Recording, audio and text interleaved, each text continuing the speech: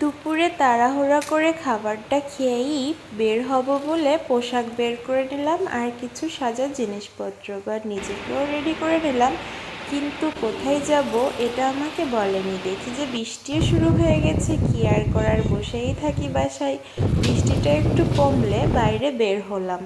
তবে বৃষ্টির সাথে সাথে যে সময়টাও পার হয়ে গেছে, তাই যেইখানে যাওয়ার কথা ছিল সেইখানে যাওয়াও সম্ভব না। তাই বর বলল, চলো তোমাকে একটা রেস্টুরেন্টে নিয়ে যাই। তাই এখানে নিয়ে আসলো। এখানে আসার পর এত সুন্দর একটা পরিবেশ দেখে আমি তো মুগ্ধ হয়ে গেলাম, যে সত্যি আমার কাছে অনেকটা ভালো লেগেছে প্রথমের দিকেই।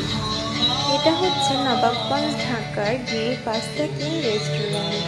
তার রেস্টুরেন্টের সাজানোর যে ডেকোরেশন, এটা সত্যিই মনোমুগ্ধকর। এখানে কৃত্রিম ফুলের সাথে সাথেও ছিল ন্যাচারাল ফুলের গাছ। ন্যাচারাল ফুলের গাছের সাথে দেখেন কি সুন্দর লাইটিং করে রেখেছে, মনে হচ্ছে লাল লাল জুলি পোকা উঁকি মারছে। কোথায় ঘুরতে যাওয়ার কথা ছিল আর কোথায় আসলাম, ভাগ্য কাকে কখন কোথায় নিয়ে যাবে আমরা কেউ বলতে পারি না।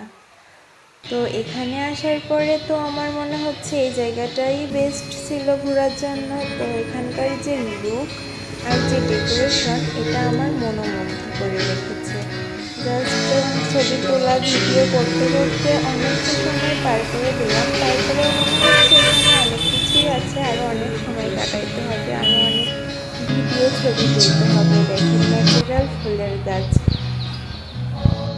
আপনিও আপনার প্রিয়জনকে সাথে করে নিয়ে যদি একটু সুন্দর সময় কাটাইতে চান, তাহলে এটাই হবে আপনার জন্য বেস্ট। এখানে ছিল ছোট ছোট অনেক ঝুপড়ি ঘর। তা একটা ঝুপড়ি ঘরের ভিতর আমিও বসে পড়লাম। এখানে ছিল ঝুপড়ি ঘরে বসে থাকার পাশাপাশি গান। তো সব কিছু মিলেই মনোমুগ্ধকর একটি পরিবেশ। তারপরে ভাবলাম আমিও কিছু খাবার অর্ডার করি, দেখি এত সুন্দর রেস্টুরেন্টের খাবারটা কেমন সুন্দর হয়। তা যেহেতু দুপুরবেলা খাওয়া দাওয়া করে বের হয়েছি, তাই বেশি কিছু খেতে পারিনি। হালকা পাতলা কিছু খাবার অর্ডার করছিলাম, বারবিকিউ আর এই যে লেমন যে জুসটা, এটা। তা খাবার খাওয়ার পরে দেখি যে খাবারের মানটাও খুব সুন্দর।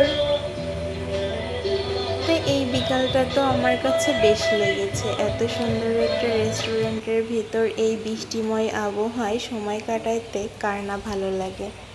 তো খাবারটা শেষ করতে করতে সন্ধ্যা ঘোর হয়ে গেছে। মনে হচ্ছে রেস্টুরেন্টের ডেকোরেশনের সাজানোটা এখনই তার পরিপূর্ণতা লাভ করেছে।